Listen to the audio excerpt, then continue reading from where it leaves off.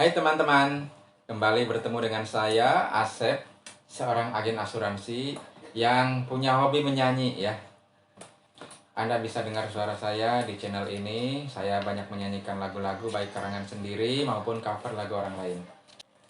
Saya juga hobi menulis, dalam menjual asuransi saya memanfaatkan tulisan-tulisan saya dan itu dimuat di blog myalisa.com ya, silahkan Anda kunjungi.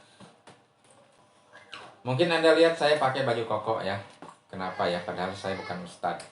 Nah, karena di kesempatan ini saya akan bicara tentang 5 kesamaan antara ustadz dengan agen asuransi.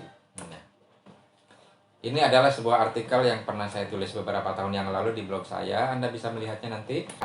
Linknya ada di di text box ya. Jadi biar dikira mirip ustadz, ya saya pakai ini. Tapi saya bukan ustadz ya. Oke, kita mulai. 5 kesamaan antara ustadz dengan agen asuransi. Apakah Anda pernah diajak masuk asuransi oleh seorang agen asuransi? Atau istilahnya adalah di prospek? Nah, bagaimana tanggapan Anda? Mungkin banyak di antara Anda yang kesal atau jengkel saat diajak masuk asuransi. Apalagi kalau agen asuransinya itu terlalu gigih sehingga terkesan maksa. Tapi sesungguhnya mereka bermaksud baik kepada Anda. Mereka peduli dengan nasib Anda dan keluarga Anda di masa depan, ya. Nah, dalam hal ini mirip kan dengan seorang ustadz yang juga bermaksud baik ketika menyampaikan ajaran-ajaran agama. Mereka peduli dengan nasib Anda dan keluarga Anda di masa depan, ya, di hari kemudian. Dan kalau direnungkan, sebetulnya pesan-pesan dari ustadz itu memiliki banyak kesamaan dengan agen asuransi. Apa saja kesamaannya? Oke, sebelum lanjut, jangan lupa klik subscribe dan like ya di channel ini. Nah, ada 5 kesamaan. Pertama, Ustadz mengingatkan akan kematian. Agen asuransi juga. Nah, mengingat kematian atau zikrul maut dalam ajaran Islam itu sangat dianjurkan. Saat mengingatkan tentang kematian, para ustadz misalnya akan menyitir ayat Al-Quran, misalnya kullu nafsin dha'iqatul maut. Setiap yang bernyawa akan merasakan mati. Kalau ada yang meninggal, dianjurkan untuk mengucapkan inna lillahi wa inna ilaihi roji'un. Sesungguhnya kita ini milik Allah dan sesungguhnya kita akan kembali kepada Allah. Nah, lalu Rasulullah Shallallahu Alaihi Wasallam pernah bersabda, perbanyaklah kalian mengingat pemutus kelezatan, yaitu kematian. Gitu ya. Kita tahu kematian bisa datang tiba-tiba kapan saja tanpa bisa diduga, tanpa bisa diprediksi, tanpa bisa diketahui. Oleh karena itu, setiap manusia harus menyiapkan bekal untuk mempersiapkan hidup setelah kematian.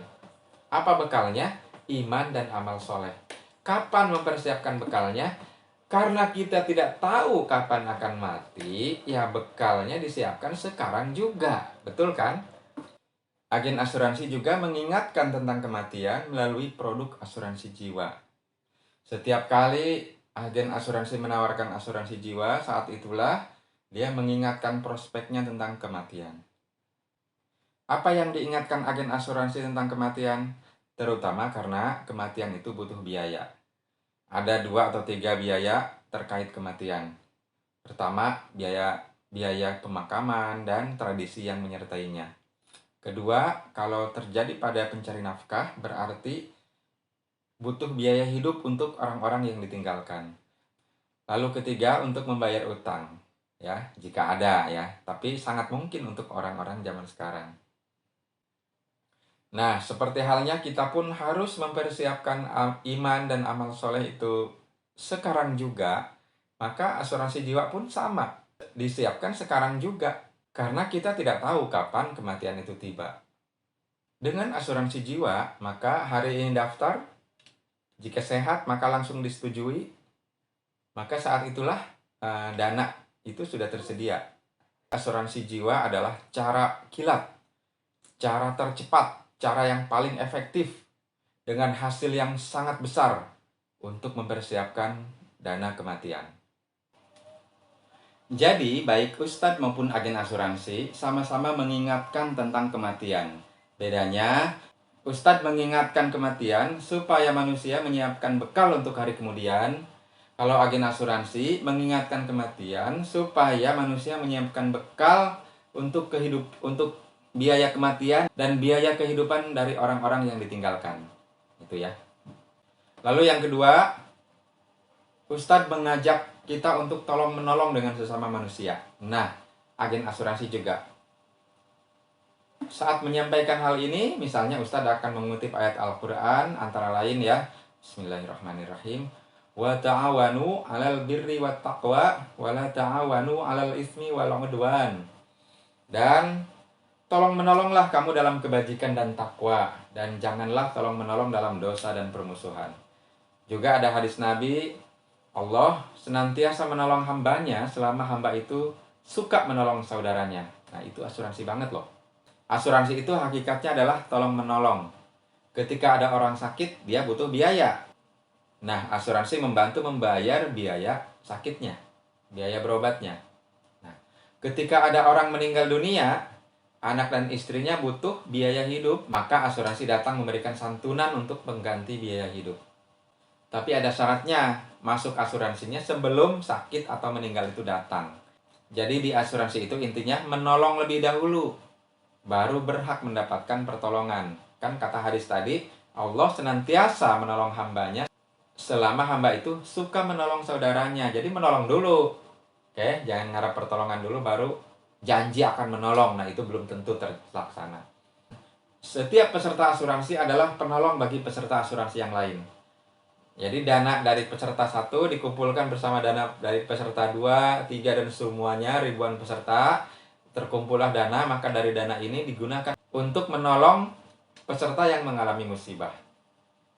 Jadi ketika ada agen asuransi mengajak Anda untuk masuk asuransi, sebetulnya dia tengah mengajak Anda untuk saling menolong dengan sesama manusia.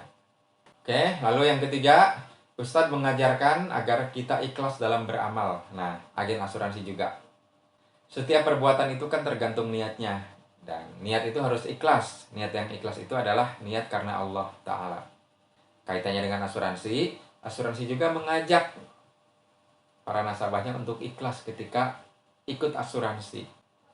Artinya apa? Premi yang dibayar itu ya jangan diharapkan untuk kembali. Ya contoh kita ikut JKN, BPJS ya, kita bayar setoran premi tiap bulan. Nah itu jangan diharapkan untuk kembali premi itu. Kalau ngarapin kembali sama aja ngarapin sakit, ya enggak? Nah memang ada asuransi yang ada unsur investasinya. Nah, investasinya sih boleh diharapkan, tapi tidak untuk ngarep untung. Karena dalam produk yang ada investasinya pun ada sisi asuransinya, dan sisi asuransinya itu adalah biaya yang harus diikhlaskan.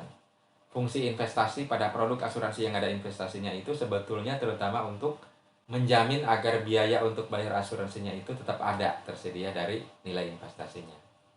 Yang keempat, Ustadz mengajarkan untuk menyantuni anak yatim, agen asuransi juga. Agama apapun saya kira sangat menganjurkan untuk mengasihi dan menyantuni anak yatim. Betul ya?